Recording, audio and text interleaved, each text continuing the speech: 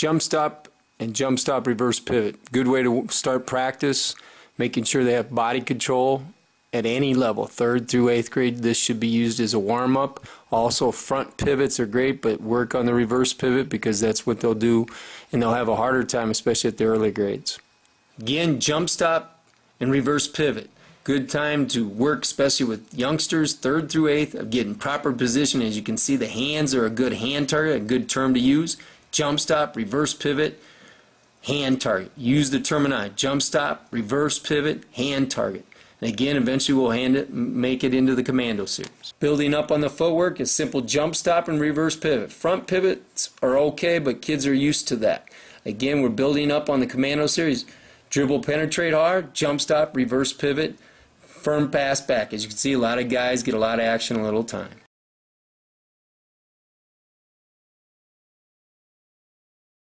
Commando with the ball. One with the right hand, left foot reverse pivot, left hand dribble, right foot reverse pivot. Just building up off the pivoting series, make sure they backwards pivot, pulling away from the defense with a good jump stop, strong with the ball, tight, keeping it really going up and down in a straight line. Part of the Commando series is Commando. Left hand, dribble, reverse pivot off the right foot. Again, get as many kids in the drill as possible. Have as few as standing or sitting. Keep them in groups of 2. Here you can have the whole team going at the same time in groups of 2. Jump stop, reverse pivot off the opposite foot. Commando.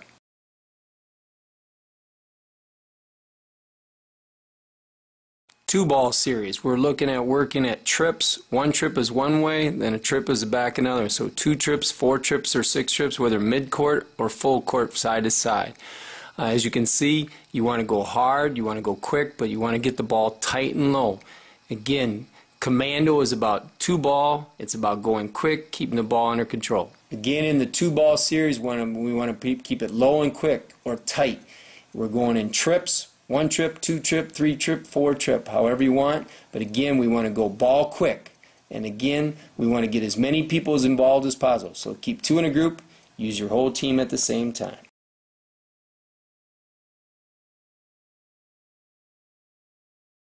2-ball alternate is just another build-up of the Commando series. Again, alternating hands, making it ball quick. Use the terminology in these 2-ball series as being ball quick.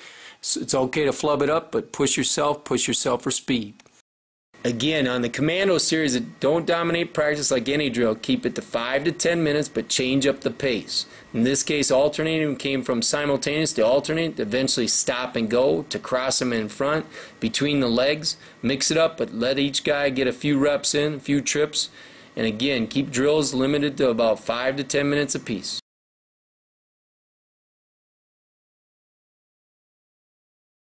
Again, another series is the stop and go, change in pace, keep creating space. You don't always go the same speed, so change not just directions, but you're changing the speed. You're trying to get the defender to stand up and then blow by them. Again, it's still ball quick. You're still doing anywhere from 2 to 4 to 6 trips, depending on the level you're at. 3rd and 4th grade, probably 4 trips. The grades above them, probably 6 trips. But again, keep 2 guys in a group. Again, Commando series, stop and go. Again, terms to use. Keep it low and tight, but change the pace. After you make a dribble move, like in this case, stop, a little burst of speed. Don't change, don't stay the same speed. Create a little momentum going forward.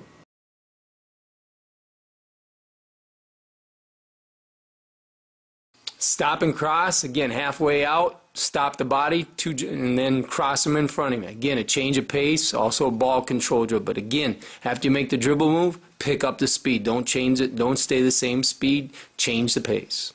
Another variation is stop and cross. This might be good for 5th graders on up. But again, change the pace.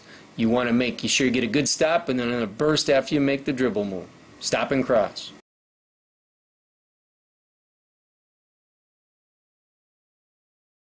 Again, a higher level dribble move is 2-ball, 1 in front, 1 between the legs. Again, after you make any dribble move, whether it's crossing it, between the legs, stop and go, you want to change the speed. You want to have a little burst, change gears, however you want to use it. But again, once you make the dribble move, in this case 1 between, 1 in front, push the speed. Again, blow by the defender, use 2 trips in this, then build up to 4 trips, and then 6 trips.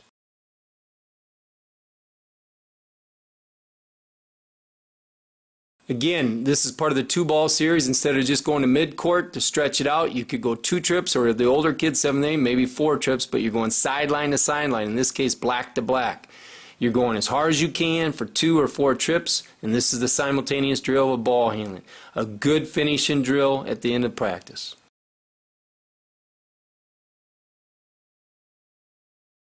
Again, sideline to sideline also includes the alternating drill. Going 2 trips or 4 trips. Again, this is just a variation of going just to mid-court, but going hard, especially for 7th and 8th graders, this would be something to really push at them, especially at the end of practice. Again, you can do any of the dribbling moves sideline to sideline.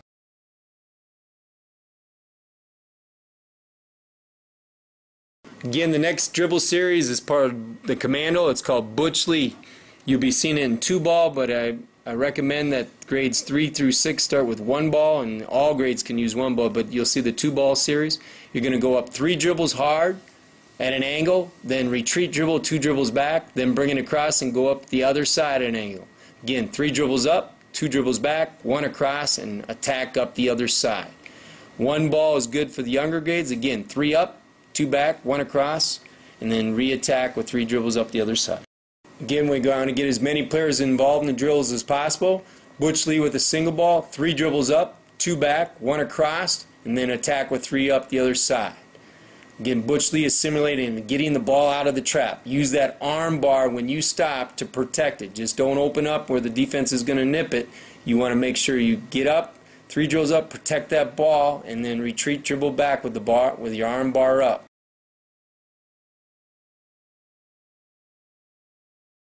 Tight chairs, crossover. Again, keep about 4 to 5 in a group. Again, don't let the person go until they get past about the 3rd chair. There will be 4 chairs is ideal, but 3 will work. Again, the idea is to keep the ball low, tight, and quick. Get to the rim quick, come to a good 2-foot jump stop, and finish with a strong dribble move.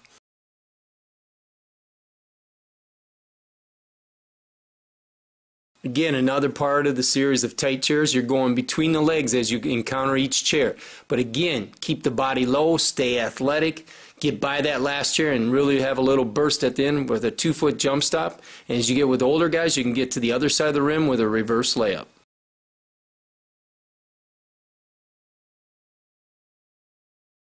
Again, tight chairs, inside out, jab that inside foot, and go to the other side of the rim for the older guys, or just regular layup or 2-foot power layup for the younger guys. Again, jab that foot at each chair you encounter, trying to fake the crossover and finishing strong. Nothing soft, nothing weak.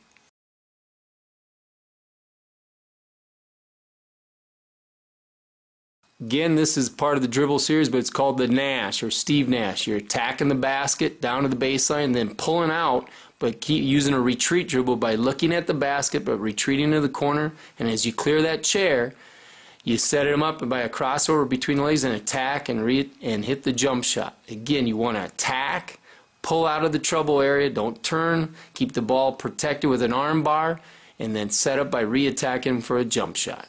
Again, the Steve Nash series, we're learning to attack the basket, and then when we have to stop, we keep the dribble alive and retreat dribble. Get that arm bar up, then switch hands as you clear the defender, and then re-attack and hit the jump shot. Attack the post, arm bar, re-attack, pull up for the J. Steve Nash series.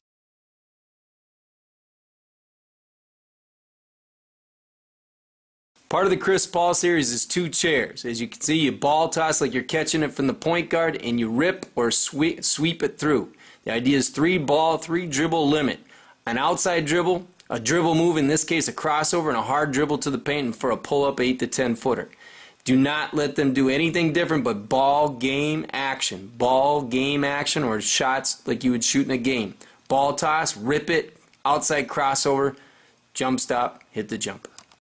Again, an abbreviated version of the Chris Paul series, extending it out to half court, doing the same type of movement. We're making 2 hard dribble moves, then a crossover or between the legs, and punch the gap to the middle of the lane. Again, a hyphenated version without 2 chairs. You're just using 1, but you're still making a good dribble move. Again, the Chris Paul series, we're adding from a crossover or between the legs to an inside out. You're faking the crossover, jabbing the inside foot, and getting down the lane line either for a pull-up J or get it to the rim. This is another abbreviated version of the Chris Paul series.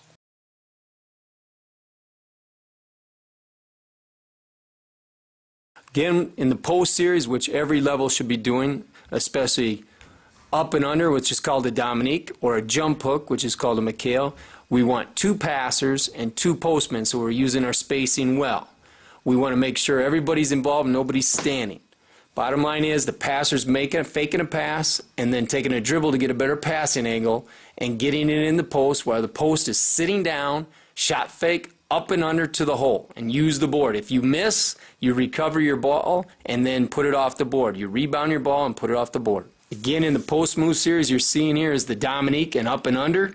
The passer's faking a pass, taking a dribble for a better passing angle to make it more realistic, then entering the ball with a bounce. Not a chest, not an air. It's got to be firm and put it where only the offensive player can. Use that terminology. Again, up and under, Dominique, face the bucket. Try to get there with the older guys, 7th and 8th graders, without the dribble. The younger guys may use a dribble after they square up. Again, same post series, but this time the jump hook McHale. It's a little step to the middle. Stay perpendicular. Keep your shoulders perpendicular, not square, and leave off both feet by chinning the ball and rising to the top and leaving it go at the very end of your jump. Again, all levels should be able to do this with their strong hand. This is something, as well as the Dominique move, that should be practiced every night, including the passing. It can't be just a fake. It's got to be a dribble move to the bucket, fake a pass, make a pass, and enter the ball. But again, these post moves should be done every night.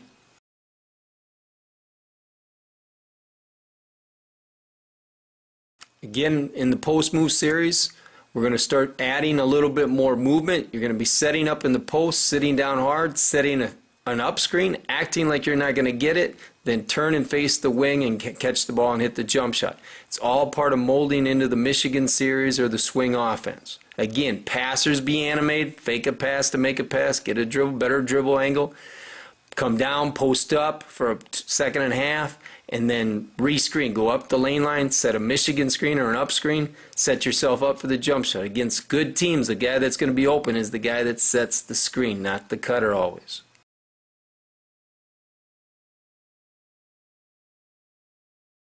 The beginning of our defensive series is called one-on-one closeout. You have to recover on the man as the coach enters the ball.